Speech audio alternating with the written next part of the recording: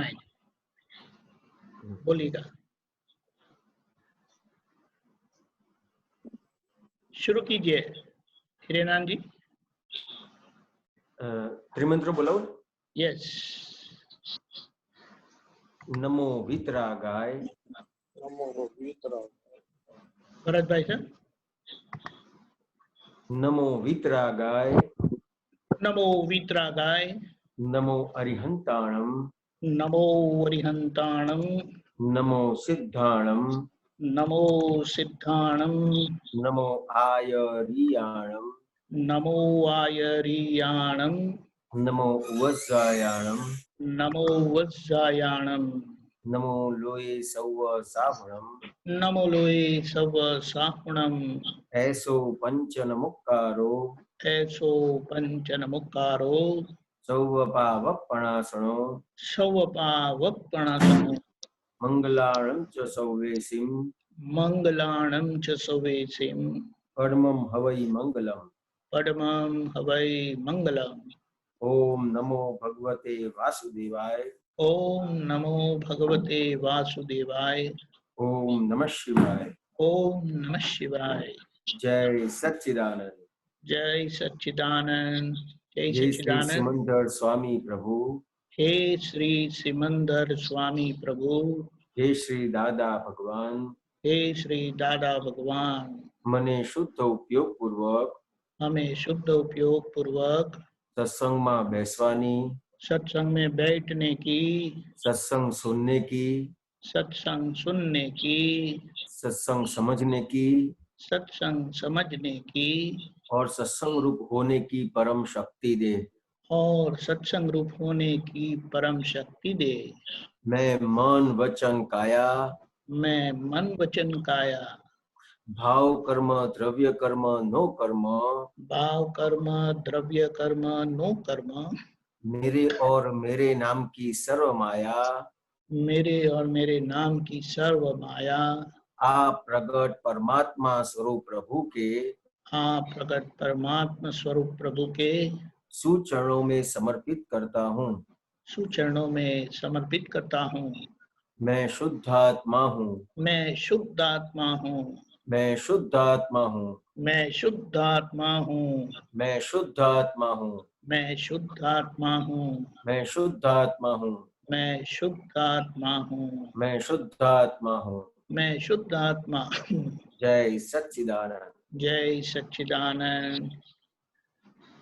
आज हमारे बीच भरत भाई फिर से, अब तो ये रोज आएंगे, मैं सोच रहा हूँ अगर उनका वो पद अनुवाद होके आ गया होगा तो वे जरूर से आएंगे और हमें लाभ देंगे। आज एक और पद लेके आए हैं, अवतारों के जन्म पूर्व। भरत भाई जी।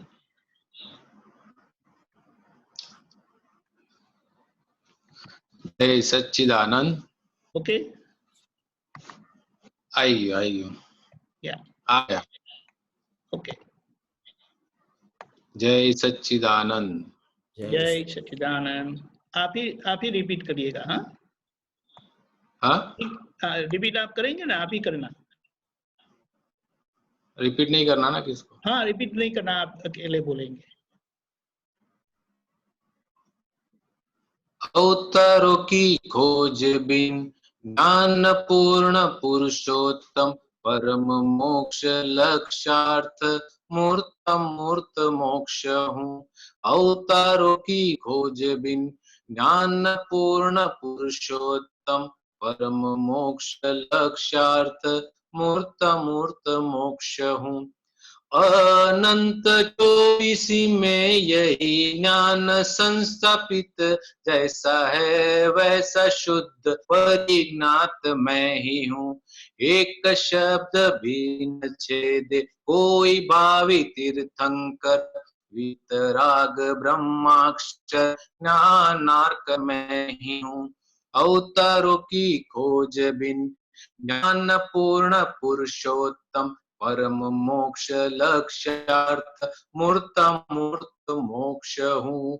ज्ञान दर्शन से आता परिणाम चारित्र, भावना का शिल्पकार अमूर्त शिल्पी हूँ। आत्मा अनात्मा का भिन्न भिन्न रेखांकन निश्चय व्यवहार से चरित्र अभेद हूँ। अवतारों की खोज बिन ज्ञान पूर्ण पुरुषोत्तम परम मोक्ष लक्ष्यार्थ मूर्त मूर्त मोक्ष हूँ।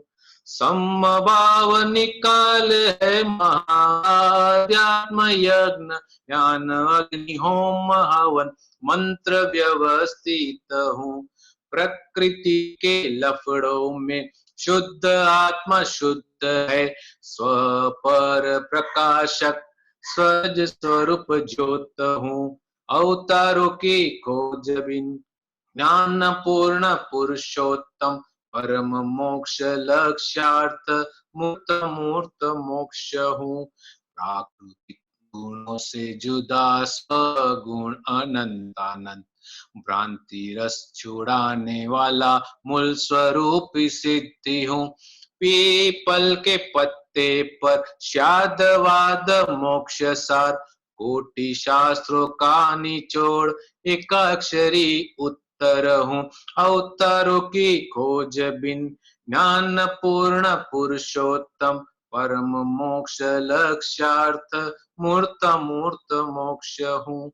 शाद व्याद व्यवहार सर्वप्रथम देने वाला संपूर्ण ज्ञान पूर्ण पुरुषोत्तम सिद्धि हूँ।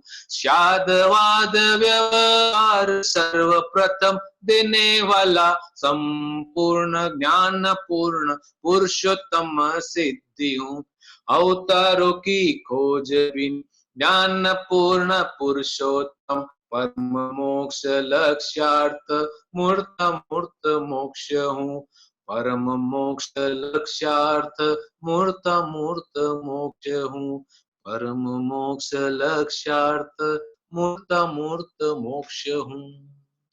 जय सच्चिदानंद। ये सब गुण दादा भगवान के हैं। दादा भगवान स्वयं ये बोल रहे हैं, हमको कह रहे हैं कि मैं ऐसा हूं, मैं ऐसा हूं, मैं ऐसा हूं, अपना काम निकाल लो।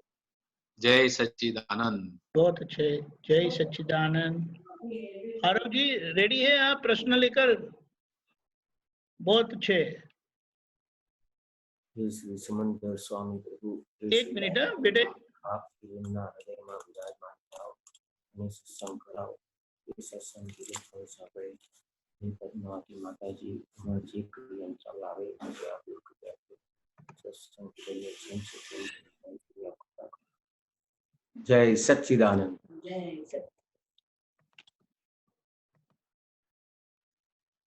बोलिए आरव जी। एक मिनट आपको अनम्यूट करना पड़ेगा। रबर लगाओ बस।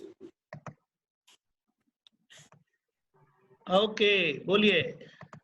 स्वामी जी मैं मतलब कुछ भी कहता हूँ कि ये चीज सही है और कोई कहते नहीं गलत है, ये चीज सही है, तो मतलब कह देता है, फिर मानता नहीं कि मैंने जो बोला सही है, तो मेरे को फिर बहुत ज्यादा गुस्सा आता है, फिर मैं बहस करने लग जाता हूँ, लड़ाई हो जाती है।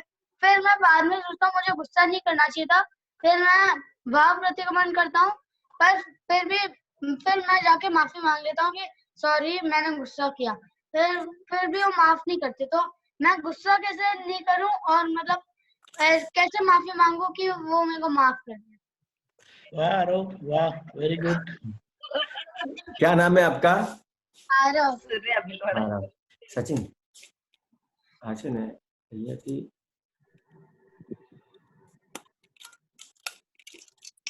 Very good. હિરેનાન जी हाँ एक मिनट छटकी जाए છે એમાંથી।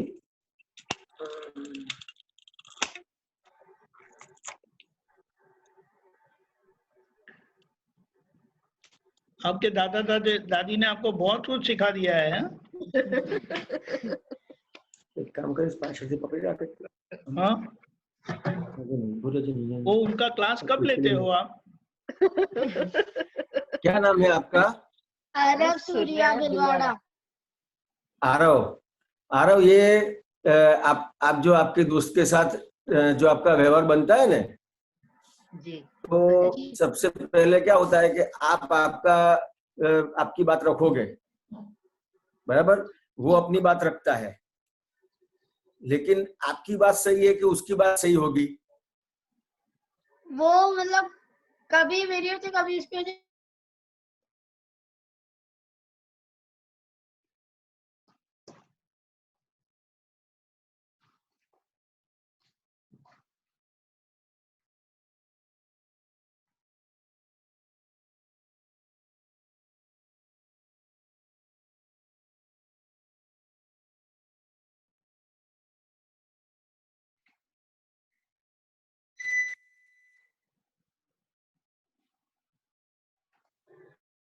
एक से दस गिनते हैं तो पूरा 5 आपको दिखाई देगा, 5 उसको दिखाई देगा। जी समझ में आया? तो उसको जो दिखाई देता है वो आपको नहीं दिखाई देता है, और आपको दिखाई देता है वो उसको नहीं दिखाई देता है। जी कोई नहीं हुआ।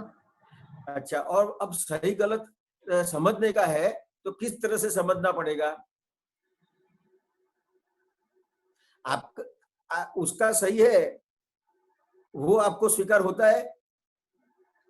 कभी होता है, कभी मतलब लगता है कि नहीं मेरे को मेरा ही सही है। तो जो आपको स्वीकार नहीं होता है लेकिन उसको स्वीकार करना है, तो आपको किस तरह से देखना पड़ेगा? तो कि उसके नजरिए से देखना पड़ेगा। जी समझ में आया? जैसे आप खड़े हो और आपको सामने का दिखाई देता है, पीछे का नहीं दिखाई देता है, जी तो उस तरह से उसको भी आपके पीछे है वो दिखाई देता है, उसके पीछे वो क्या है वो नहीं दिखाई देता है। जी समझ में आया? तो उसमें कोई सही गलत नहीं है। तो करना क्या है, तो कि अपना जो नजरिया है वो उसके नजर से अपने को देखना पड़ेगा, वो कौन से हिसाब से कह रहा है। समझ में आया? अपने को क्या लगता है, उसको क्या लगेगा, आप उसकी बात नहीं मानोगे तो उसको क्या लगेगा कि आरव तो पागल है, समझता नहीं है। समझ में आया? आपको क्या लगेगा कि वो पागल है, समझता नहीं है। लेकिन दोनों में से कोई पागल है? नहीं। समझ में आया? तो दोनों में से कोई पागल नहीं है, लेकिन जो नजरिया है वो अपने को सही करने का है। उसकी जो नजर है तो वो सही कैसे होगा आरव? हम उसको हमारे नजरिए से देखना, हमको उसके नजरिए से देखना। वो कैसे देखोगे? वो किस हिसाब से कह रहे हैं कि उसकी बात सही है, तो उसको पूछना पड़ेगा कि आप जो बात कह रहे हो वो किस हिसाब से कह रहे हो। पूछना पड़ेगा कि नहीं पूछना पड़ेगा? पूछना पड़ेगा। तो वो आपको जो हिसाब से बात कर रहा है वो आपको समझाएगा कि नहीं समझाएगा? समझाएगा। समझाएगा। तो वो समझाएगा तो आपकी समझ में आ जाएगा ना, फिर कोई दिक्कत रहेगी नहीं। और आपकी जो बात है वो आप उसको भी समझा पाओगे ना। जी अगर आप उसका नहीं सुनोगे तो वो आपका सुनेगा? नहीं। तो सबसे पहले क्या करना पड़ेगा? दोनों को सुनना पड़ेगा। पहले वो किस उसको हिसाब सुनना। से अब अपने को सब सही करने का है, अपने को समझ है, तो क्या करने का है कि सबसे पहले उसको सुनने का है। जी समझ में आया? अगर आप उसको सुनोगे तो वो अपने आप आपको भी सुनेगा, और शायद आपको नहीं भी सुनता है, आपको शायद नहीं भी सुने तो भी आप कोई दिक्कत नहीं है। अपने को उसका नजरिया पता चल गया है ना, तो अपने को अब आगे किस तरह से व्यवहार करना है वो पता चलेगा कि नहीं पता चलेगा? पता चल जाएगा। पता चल जाएगा। फिर उसके साथ कोई क्लेश होगा? नहीं। झगड़ा होगा? नहीं। तो क्लेश नहीं होगा, झगड़ा नहीं होगा। क्यों? कि आपका जो विजन है वो पूरा विजन हो गया आपका। आपके पास आपका विजन तो है ही, लेकिन उसका विजन जो नहीं था आपके पास वो आपको मिल गया, तो आपका विजन पूरा हो गया, टोटल जितना आपको चाहिए उतना पूरा हो गया।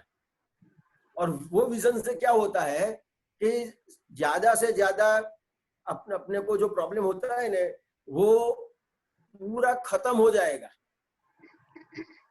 पूरे दुनिया भर में छोटे बच्चे से लेके बड़े तक प्रॉब्लम यही रहता है सबको कि भाई मैं जो कहता हूं वो सामने वाला समझता नहीं है। आपको एक क्वेश्चन हुआ तो वो बहुत बड़ी बात है यार।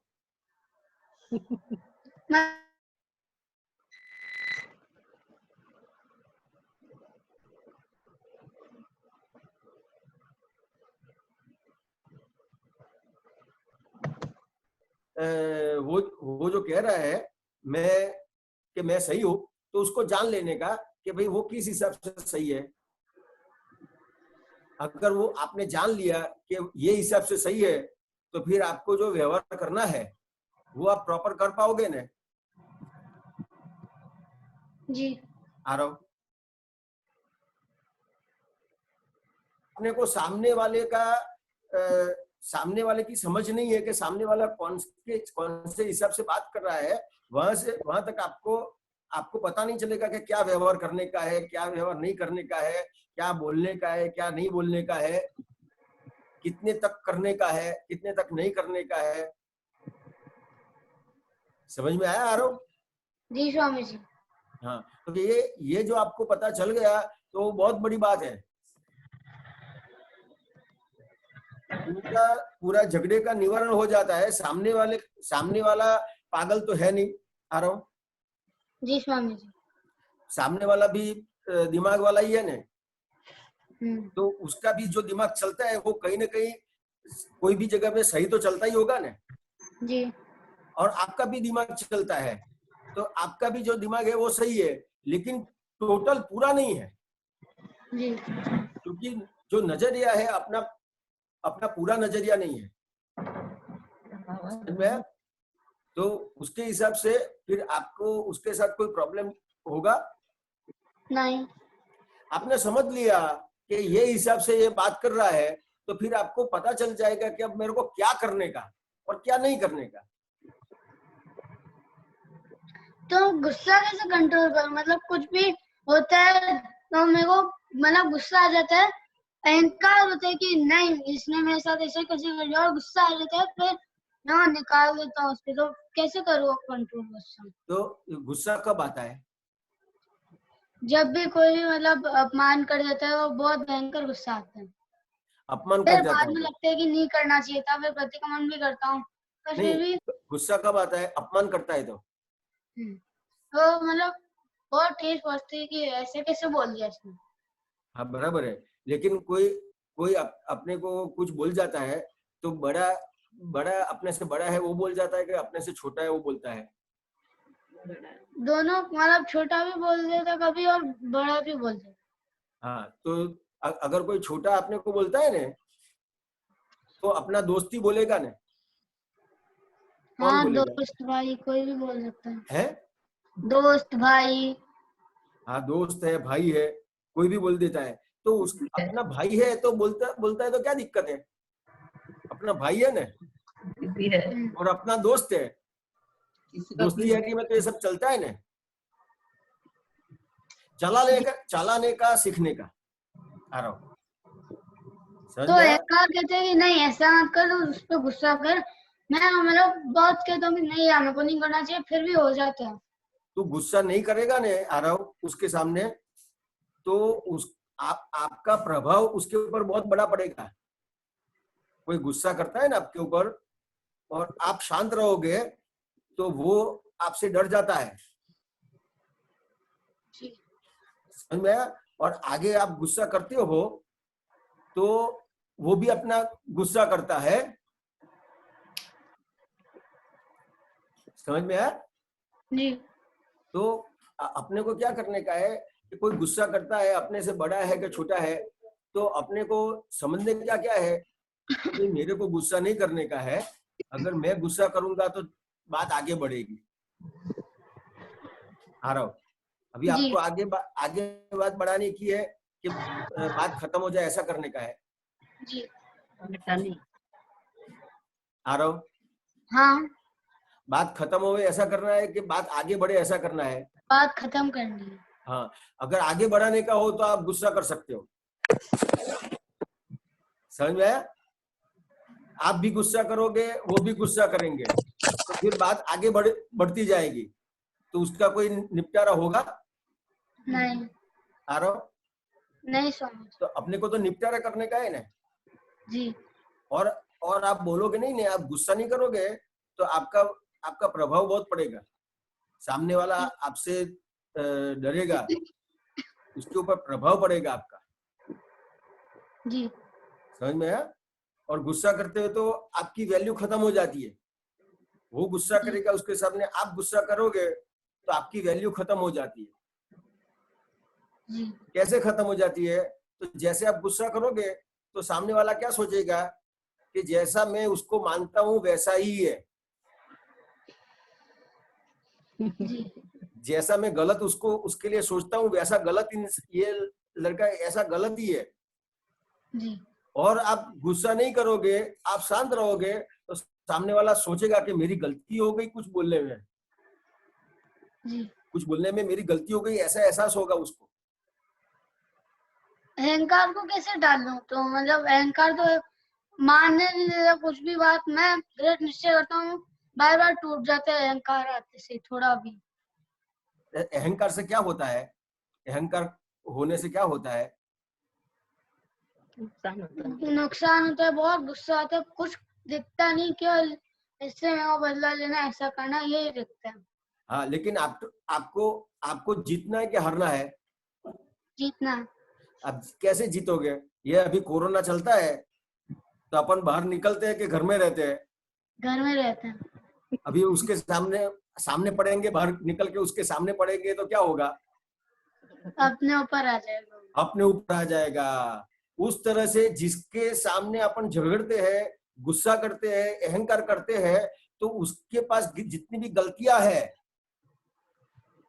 उसके पास जितनी भी गलतियां है वो अपने पर लग जाती है। जी। समझ में आया? जैसे आप किसी को चोर बोलोगे, गलत बोलोगे, जैसा आप उसको बोलोगे वैसे आप बन जाओगे। जी। तो आपको कैसा बनने का है?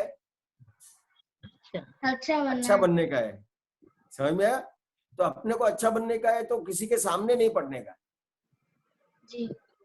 समझ में आया? कोई जो करता है वो अपने हिसाब से करता है, और जो नुकसान होता है वो उसको नुकसान होता है।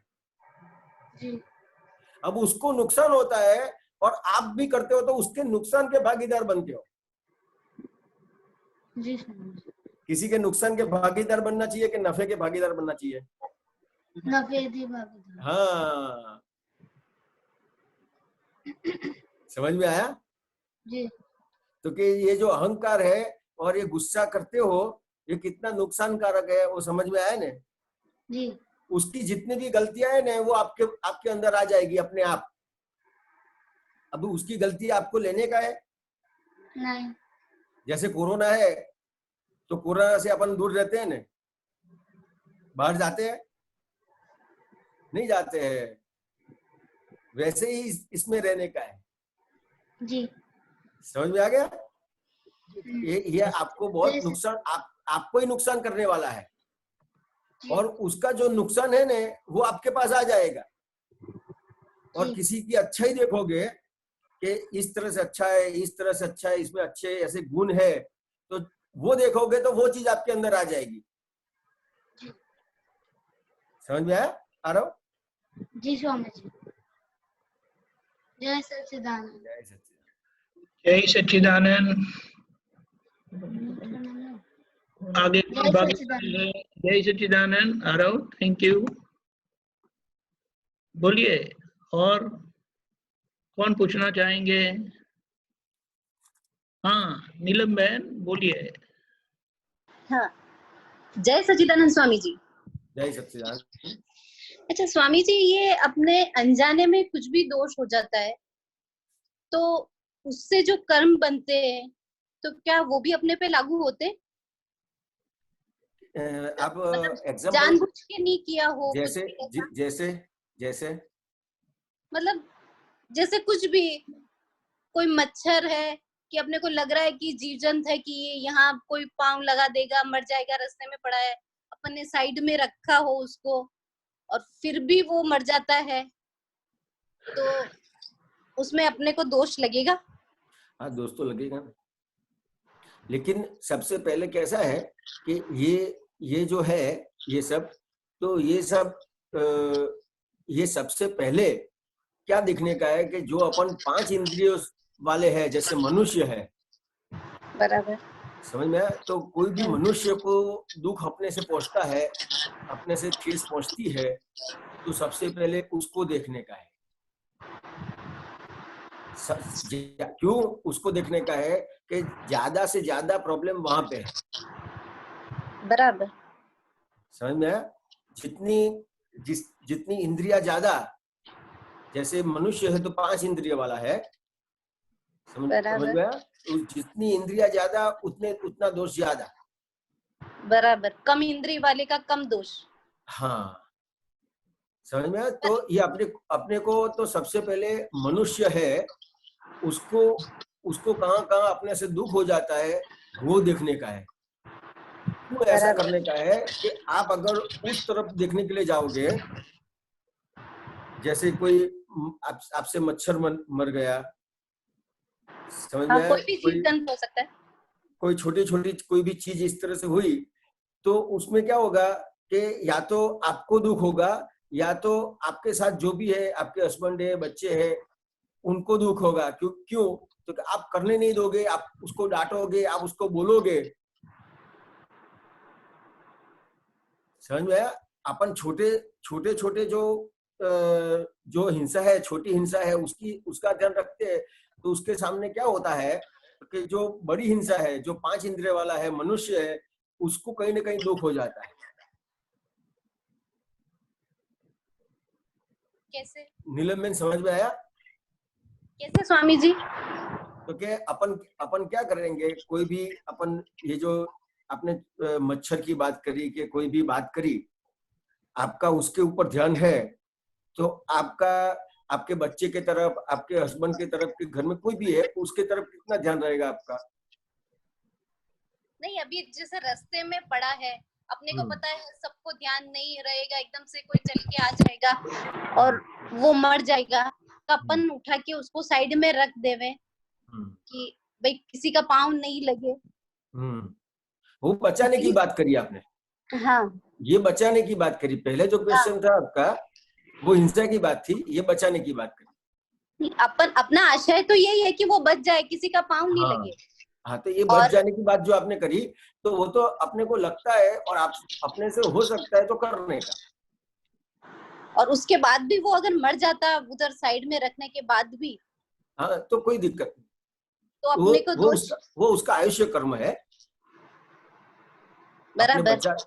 अपने बचाने के बाद भी कोई, जैसे अपने घर में अपने को अच्छे से अच्छे लगते हैं, समझ में आया? उसकी अच्छी दवाई भी कराते हैं, अच्छे हॉस्पिटल में उसको दाखिल करते हैं, फिर भी आगे जाके कहीं ना कहीं प्रॉब्लम तो होता है ना।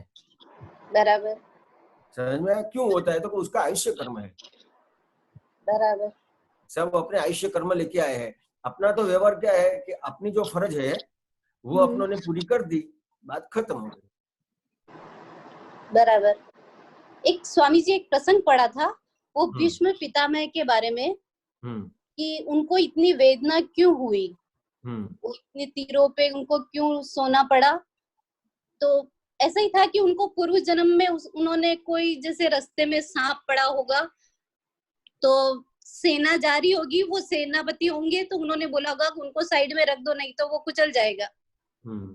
तो उन्होंने साइड में रखवाया होगा, और वहां पे कांटे थे, तो वो सांप कांटों में गिर गया और वहां उसके प्राण निकल गए।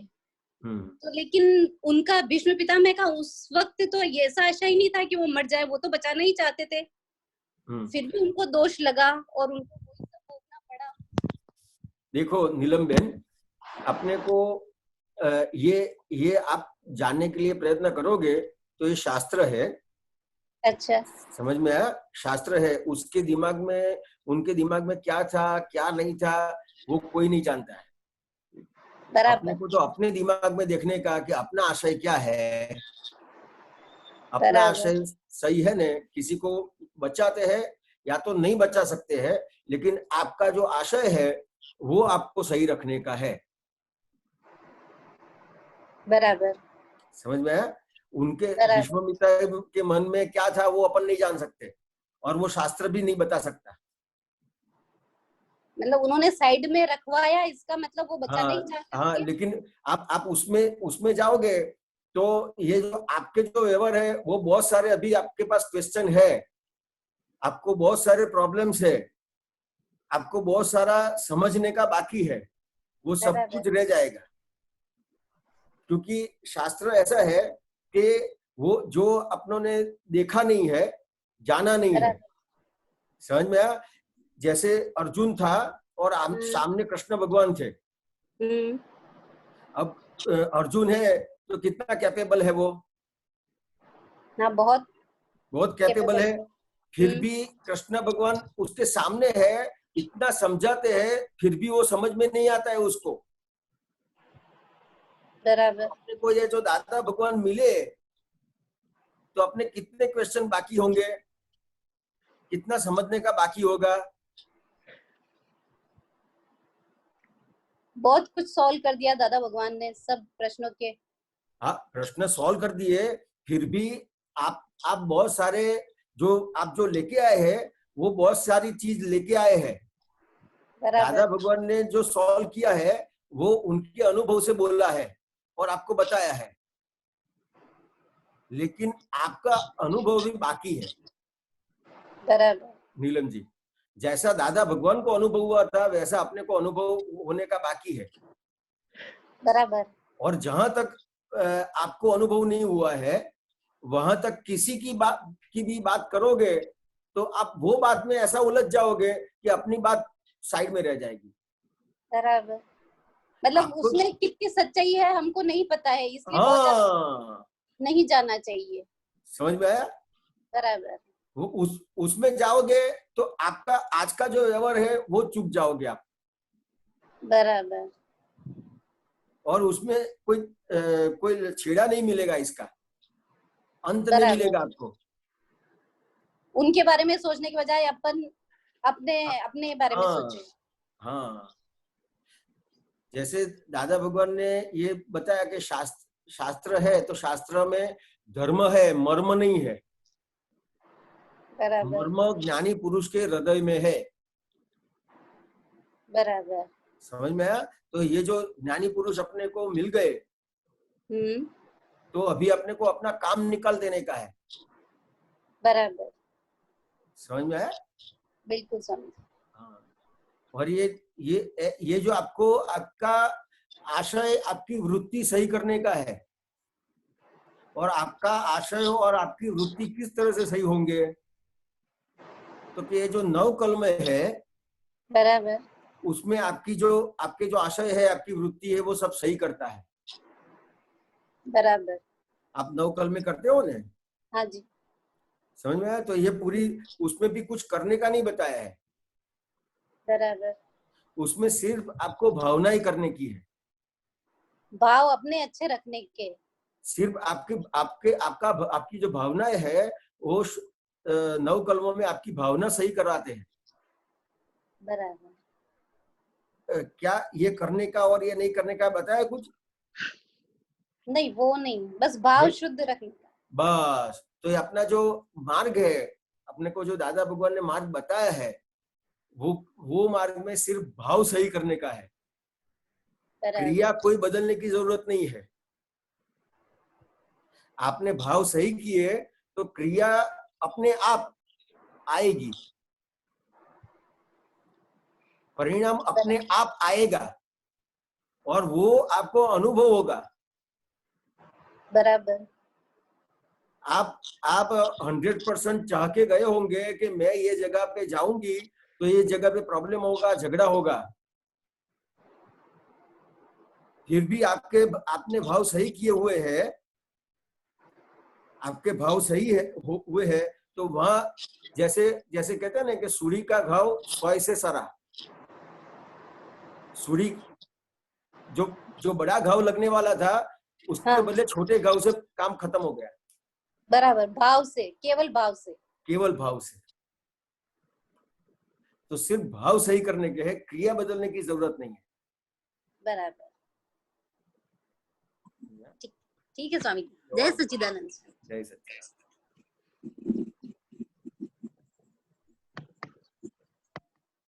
नेक्स्ट कौन बोलिए? नमस्कार, जय सच्चिदानंद। अशोक जय जी सच्चिदानंद। बोलिए, जयपुर से। दीपक भाई जय सच्चिदानंद। जय सच्चिदानंद। दीपक भाई मैं ये जानना चाह रहा था कि जैसे राग को तो देश से भुगतना पड़ता है और देश को राग से भुगतना पड़ता है, तो ये सही है क्या?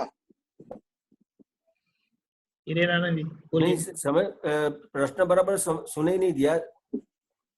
भाई ऐसा कहते हैं ना कि जैसे राग को तो देश से भुगतना पड़ेगा। रात को देर से, देश देश द्वेष द्वेष, अच्छा, राग राग, अच्छा, राग द्वेष- राग को द्वेष से और देश द्वेष को राग से भुगतना पड़ेगा। भुगतना पड़ेगा, अच्छा अच्छा अच्छा। तो क्या ये बात सही है? आपको क्या लगता है? नहीं, हमने तो पढ़ा है कि सही है। हाँ, तो फिर आगे क्या जानना है? तो मैं ये जानना चाह रहा था कि जैसे द्वेष करना तो हम छोड़ देंगे, कैसे छोड़ोगे? सभी महात्मा इस प्रश्न के लिए मतलब सहमत होंगे। मैं जो पूछ रहा नहीं, हूं, द्वेष कैसे, द्वेष करना कैसे छोड़ दोगे ये बताओ।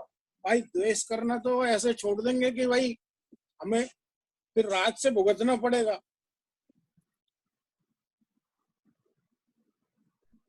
या सामने वाला तो मतलब जो है वो निमित्त है। द्वेष आप कैसे छोड़ोगे? है? राग कैसे छोड़ोगे? नहीं, राग ही तो नहीं छूटेगा ना, यही तो मैं पूछ रहा हूँ, राग कैसे छूटेगा? ये राग द्वेष, अब राग तो बच्चे छोटे छोटे होते हैं, राग द्वेष, कितनी तरह की। राग और द्वेष जो खड़े हैं वो किस आधार से खड़े हैं? अब ये तो आप बताओ। तो ये आप राग भी नहीं छोड़ सकते हो, आप द्वेष भी नहीं छोड़ सकते हो, क्योंकि उसका जो बेसमेंट है वो अज्ञान है। अच्छा, अज्ञानता के कारण राग द्वेष खड़े हुए हैं। समझ में आया? वेदांत में मण विक्षेप और अज्ञान बताया। जीव के बंधन का कारण जो है वो वेदांत में मण विक्षेप और अज्ञान बताया, और जैन में राग द्वेष और अज्ञान बताया जीव के बंधन का कारण। तो ये जो अज्ञान है वो कॉमन है। समझ में आया? आप छोड़ने जाओगे तो छूटेगा नहीं, नहीं राग छूटेगा, नहीं द्वेष छूटेगा। हिमालय में ऊंधे लटक देश को तो तो भी ये नहीं होगा। देश को तो हम फिर भी छोड़ सकते हैं, लेकिन राग को कैसे छोड़ें? ये राग नहीं छूट नहीं, तो कभी किसी बच्चे पे राग हो जाता है, कभी किसी पे राग हो जाता है। तो आप छोड़ नहीं सकते हो। बहुत लोगों ने ट्राई किया है। अब जैसे बच्चा फर्स्ट डिवीजन आया, सर्वश्रेष्ठ आया, टॉप आया, तो उस पे राग होगा ही। और बच्चा जैसे अब पैदा होता है तो धीरे धीरे बड़ा होता है, अटकेलियां करता है, तब भी उस पे राग किसको होता है? मेरे को होता है। मेरे को? अशोक को।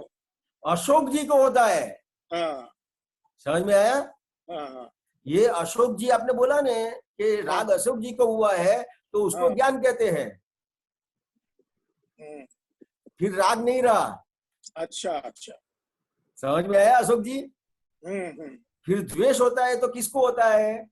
अशोक जी को होता है। तो द्वेष होता है तो अशोक जी को होता है, तो वो द्वेष नहीं रहा। अच्छा, समझ में आया?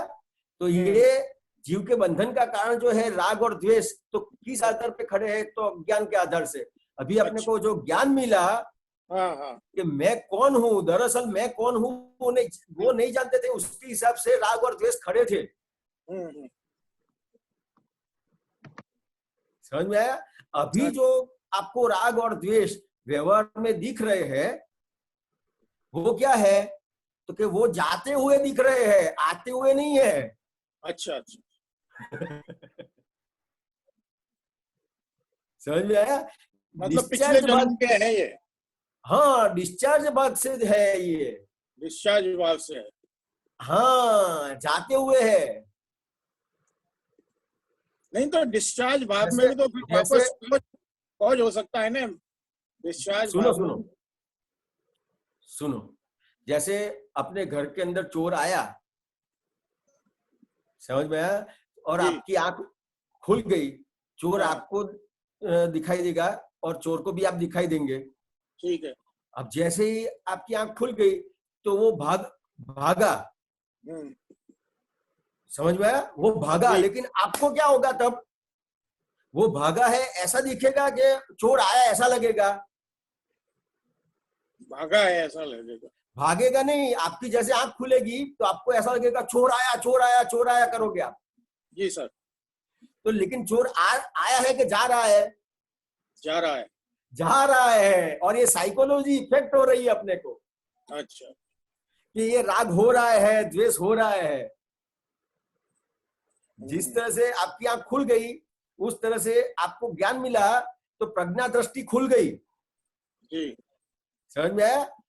तो अब जो राग द्वेष है वो आपको दिखाई देते हैं जाते हुए, लेकिन साइकोलॉजी इफेक्ट क्या होती है कि आया आया आया, ऐसी साइकोलॉजी इफेक्ट होती है। लगता है ऐसा इंटरेस्ट है हमको। हाँ, इंटरेस्ट है हमको। समझ में आया अशोक जी?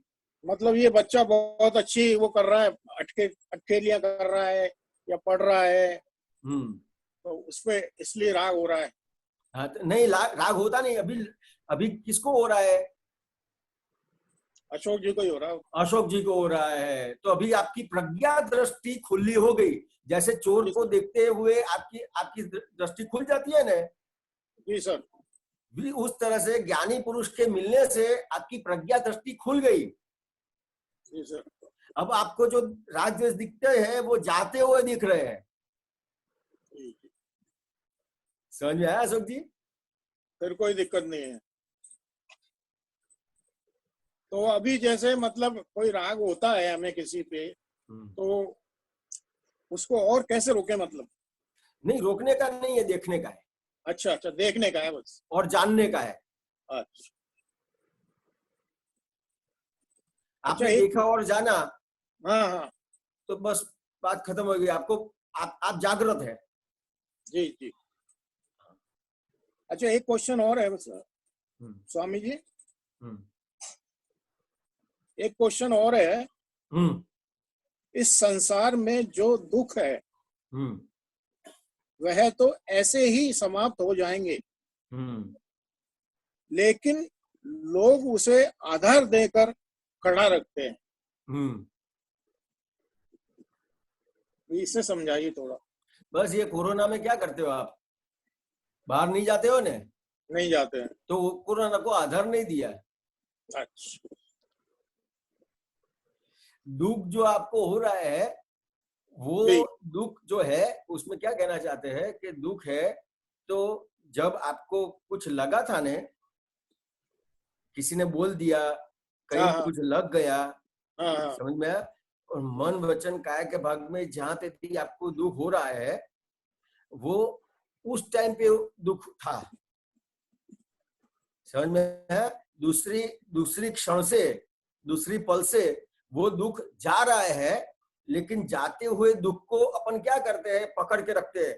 इसने मेरे को ऐसा बोला, इसने मेरे को ऐसा बोला, इसने मेरे साथ ऐसा किया, तो दुख को पकड़ के रखते हैं। जी जी जी, बिल्कुल सही है। समझ में? लेकिन ये आपने उसको पकड़ा नहीं होता तो वो जा रहा है। बिल्कुल समझ गया सर, समझ गया। बिल्कुल बिल्कुल क्लियर हो गया सर। जय सच्चिदानंद। जय सच्चिदानंद। जय सच्चिदानंद। जय सच्चिदानंद स्वामी। जय सच्चिदानंद अशोक जी। आगे अभी कौन? बोलिए प्रिया बहन, जयपुर से बोलिए। ब्रिज कुमार क्या करते हैं? सर्विस करते हैं। नहीं नहीं ऐसा नहीं, अभी क्या करते हैं? अभी तो सत्संग सुन रहे हैं मेरे पास। जयराम भाई सोच रहे हैं क्या पूछूं, पूछ ही डालो, अभी पूछ लो जयराम भाई, पूछ लीजिए।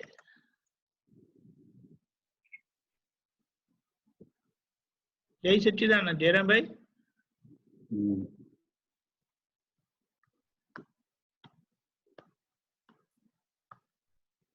बोलिए। Question sir.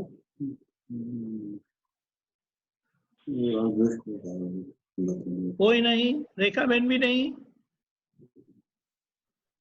सब लोगों ने मौन धारण कर दिया, तो हम बोलेंगे कैसे? आप अगर मौन धारण करेंगे तो। जयराम जी बोलिए।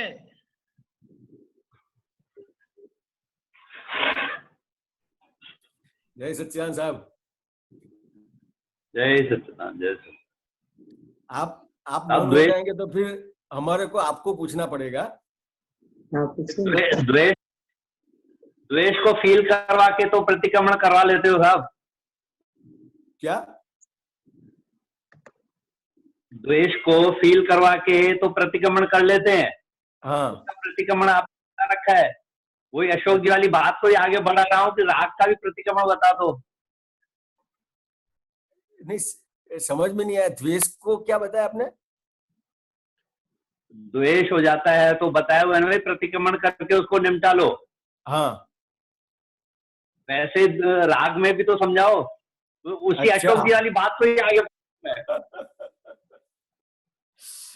ये उन्होंने जितना पूछा ना उतना वो जवाब दिया, लेकिन आगे जो आप कह रहे हो राग की कहीं तो ऐसा चले भाई, कहीं तक तो वो संवाद से निपटारा हो जाता है भाई, सामने फाइल खड़ी नहीं होती है। हाँ, पर कहीं जगह तो राग की भी फाइल खड़ी हो ही जाती है ना। हाँ, तो जयराम जी ऐसा है, ये जो राग और द्वेष है ना, वो अभी सबसे पहले तो ये समझने का है कि राग और द्वेष अभी जा रहे हैं, समझ में आया? और जितना भी आपको दिखाई देगा, अभी आप जागृत हो गए तो राग दिखाई देगा आपको, द्वेष दिखाई देगा। वो तो बिल्कुल है, के बाद भी अगर राग खड़ा है तो ये जो आपको राग होता है और द्वेष होता है, तो राग और द्वेष का तो दोनों का तो प्रतिक्रमण करने का ही है, लेकिन ये जो राग है तो राग का भी प्रतिक्रमण करने का है और द्वेष का भी प्रतिक्रमण करने का है। लेकिन ये द्वेष जब होता है ना तो अंदर चुभता है, तो आपको जब द्वेष होगा और चूमेगा तो पता चलेगा कि ये परिणाम कहाँ से आया, तो कि ये परिणाम राग में से आया। राग में से आया, पर कई राग ऐसे भी है कि सामने से फाइल ही खड़ी नहीं होती, तो उसको क्या संवाद निपटारा माने? नहीं, फाइल खड़ी होती है। आप बताओ कौन सी फाइल खड़ी नहीं होती है? नहीं, जैसे अपन किसी पे राग है, जैसे कोई दो बेटे हैं, दो स्टाफ है, दो पड़ोसी हैं, किसी पे ऐसा एक पे होता है, दूसरे हो सकता है सामने वाले को फाइल खड़ी भी नहीं हो। कई जगह ऐसे होता है सामने बोलता है यार आप तो शॉप पे किसी एक को साहब उस स्टाफ को तो आप बहुत फेवर करते हो, हमें फेवर नहीं करते, आप उसको बहुत तारीफ करते हो, आप उसको तनख्वाह ज्यादा दे। कहीं जगह तो ऐसा आ जाता है ना कि मतलब किसी से राग है, वो फाइल तो खड़ी हो रही है किसी के भी निमित्त। नहीं जयराम भाई, अभी इसमें समझना पड़ेगा, ये जो है ना अपने दुकान का, अपने स्टाफ का, वो ये जब सब है ना, तो उसमें अलग अलग ही होता है कि किसी के साथ जो एक आदमी के साथ जो व्यवहार होता है वो व्यवहार दूसरे आदमी के साथ नहीं होगा आपका। तो ये आपका व्यवहार है, यहाँ व्यवहार समझना पड़ेगा कि ये आदमी को समझो कि एक आदमी काम करता है, वही काम का आपको दूसरे आदमी को पैसा आप ज्यादा देते होंगे। काम नहीं ऐसे पढ़ो, कई बार घर में भी दो बच्चे हैं, एक बच्चे से ज्यादा वो होता है और वो बच्चा ही सामने बोल दे रहा है, उसको तो बहुत वो करते हो। नहीं ऐसे दो पड़ोसी, एक पड़ोसी था, उस पड़ोसी को तो आप बहुत मानते हो, मेरी बात क्यों नहीं मानते? कई जगह है ना। हाँ कई जगह है, लेकिन उसमें समझो सामने वाला कहता है, उससे अपने को समझने की जरूरत नहीं है कि ऐसा है। अब नहीं स्वामी जी, एक चीज और मैं बताऊं। अब जैसे मेरे 3 लड़कियां हैं, अब तीनों लड़कियों के में से 2 के तो लड़कियां हैं और एक के लड़का है। अब वो खूब मस्ती करता है जैसे जैसे बड़ा हो रहा है, बहुत अच्छा लगता है, उसको फोन से भी बात करते हैं, बहुत अच्छे अच्छे वो मतलब पोइम भी सुनाता है, पढ़ाई में भी अच्छा है, तो राग तो हो ही रहा है ना वो उसके। अब बात करता हूं मैं, इसमें कैसा है अशोक जी और जयराम जी, इसमें कैसा है कि आपका हर एक के साथ जो व्यवहार है या तो हिसाब है वो एक जैसा नहीं है। अच्छा, नहीं बिल्कुल समझ में आया? आपका हिसाब हर एक आपके घर के मेंबर है उसमें भी हर एक के साथ अलग अलग हिसाब है जी। आपको, आप चाहते हो कि ये बड़े लोग लड़कों को इतना दूं तो आप चाह के भी नहीं दे पाओगे।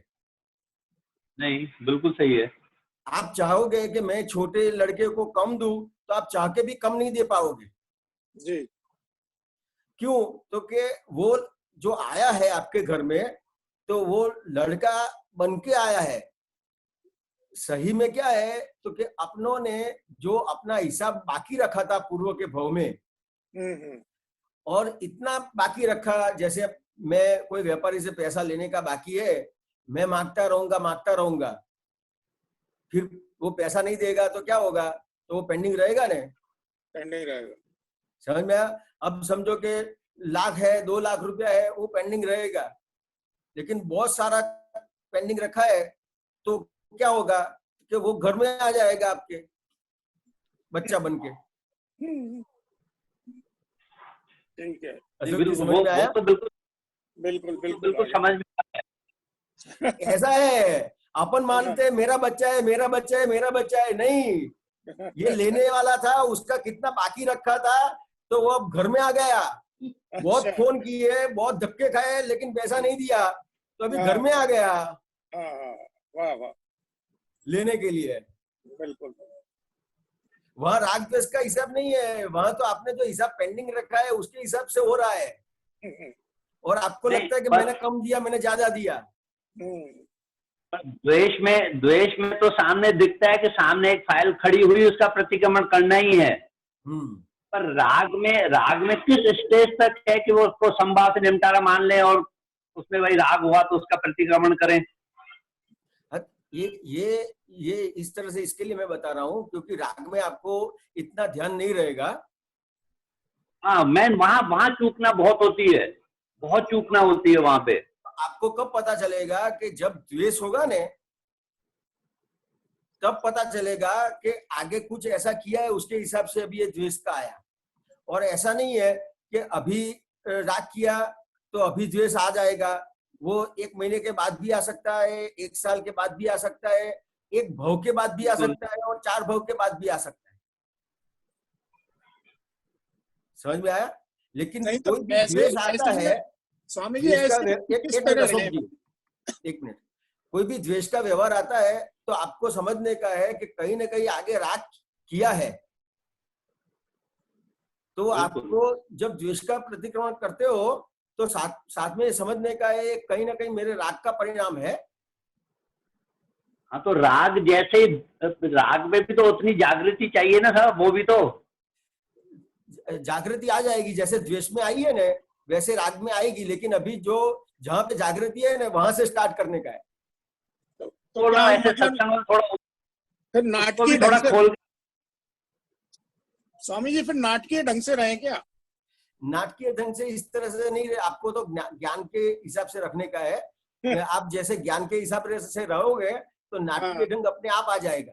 अच्छा अच्छा। नहीं तो नाटकीय ढंग से रहेंगे ना तो वो कहेगा नाना कुछ करते तो है नहीं। हाँ, आपको तो ज्ञान के हिसाब से 5 आज्ञा के हिसाब से रहने का है। जी जी। 5 आज्ञा के हिसाब से रहे तो नाटकीय ढंग अपने आप आ जाएगा और सामने वाले को पूरा सही दिखेगा। जी, ये एग्जैक्ट है, परफेक्ट है, उसको ऐसा लगेगा। और अगर आप नाटकीय ढंग से करने के लिए जाओगे तो पकड़ा जाओगे और उसको लगेगा ये तो नाटक करते हैं। जी जी, सही है। समझ में आया? सच्चिदानंद, जय सच्चिदानंद। महावीर सिंह, महावीर सिंह बोलिए। हाँ बोलिए। ओ गीता बेन आप है, बोलिए बोलिए। स्वामी जी को दिखाओ। अभी आप बोलेंगे तो आ जाएंगे स्क्रीन पर। स्वामी जी, जैसे आपने राग और द्वेष की बात करी ना अभी, तो मना आप कह रहे थे कि राग भी आ रहा है और जा रहा है, और द्वेष भी आ रहा है और जा रहा है।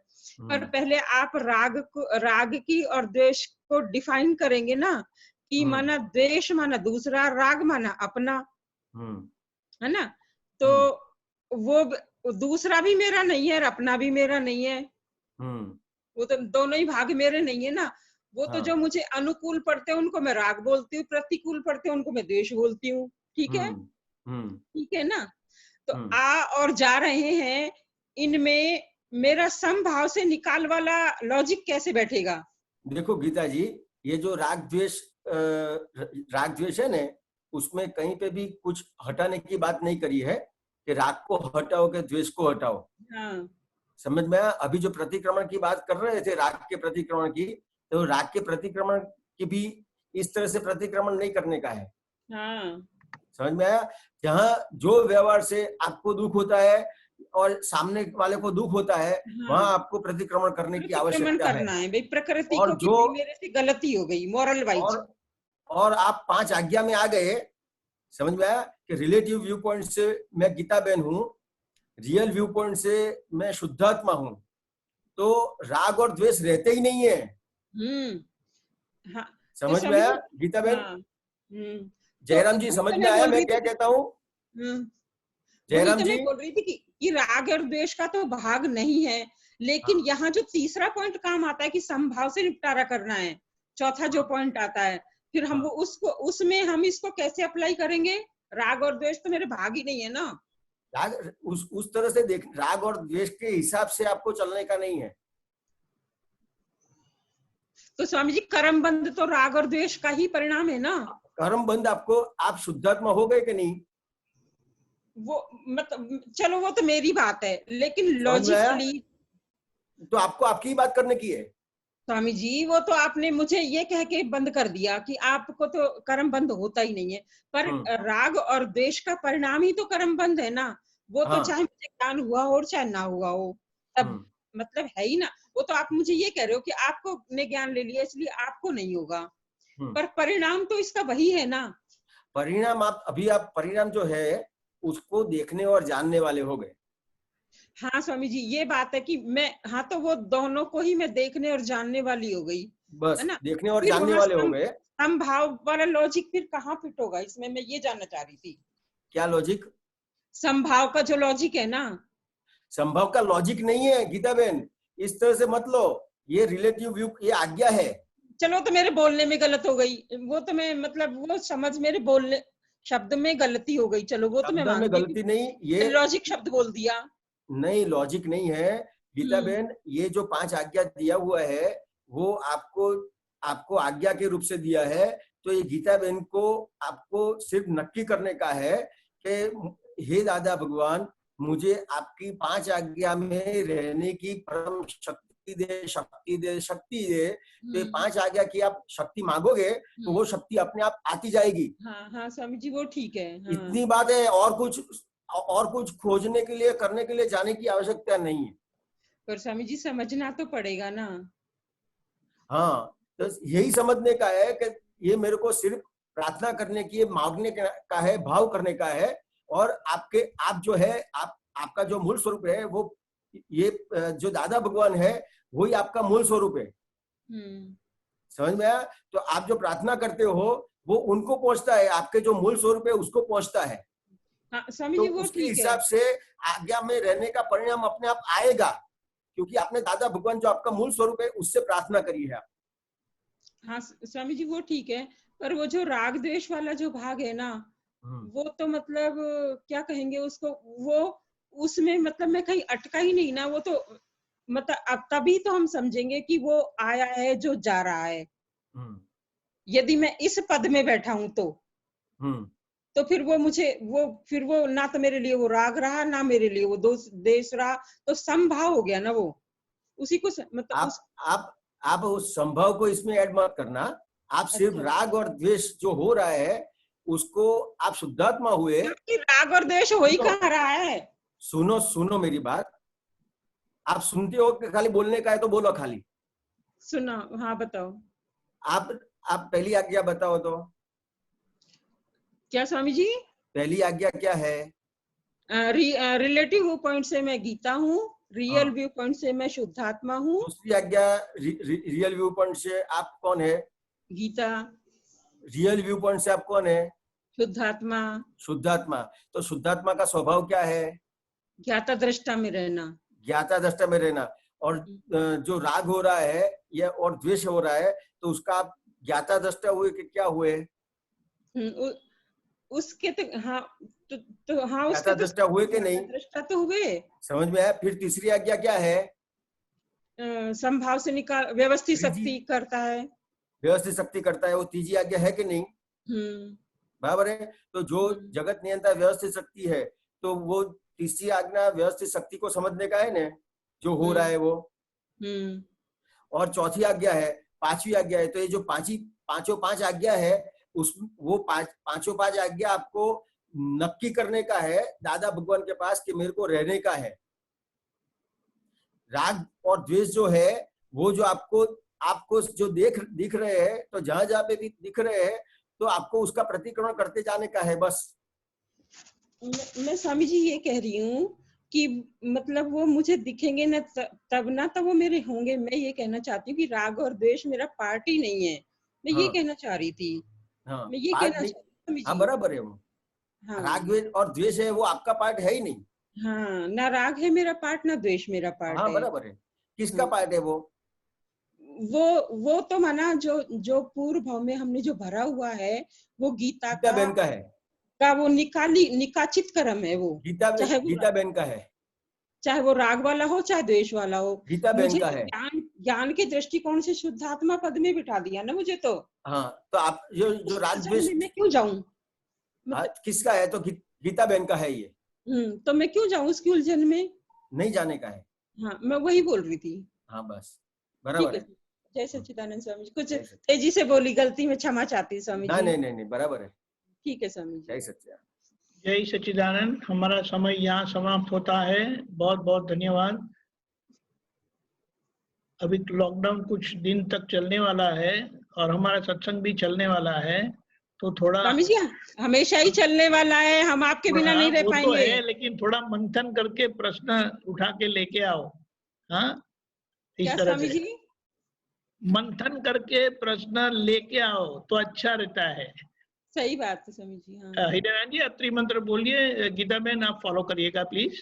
ठीक है स्वामी जी। नमो वीतरागाय, नमो वीतरागाय, नमो अरिहंताणम, नमो अरिहंताणम, नमो सिद्धाणम, नमो सिद्धाणम, नमो आयरियाणम, नमो आयरियाणम, नमो उवज्जायाणम, नमो उवज्जायाणम, नमो लोए सौव साहुणम, नमो लोए सव साहुणम, ऐसो पंचन मुक्कारो, ऐसो पंचन मुक्कारो, सौव पाव पणासनो, सौवे पावे पणासनो, मंगलाणम च सौवेसिम, मंगलाणम च सवेसिम, परमं हवै मंगलम, परमं हवै मंगलम। ओम नमो भगवते वासुदेवाय, ओम नमो भगवते वासुदेवाय, ओम नमः शिवाय, ओम नमः शिवाय। जय सच्चिदानंद। जय सच्चिदानंद। स्वामी जी मैं फिर माफी मांगती हूँ, पता नहीं मुझे यूं लग रहा है मैं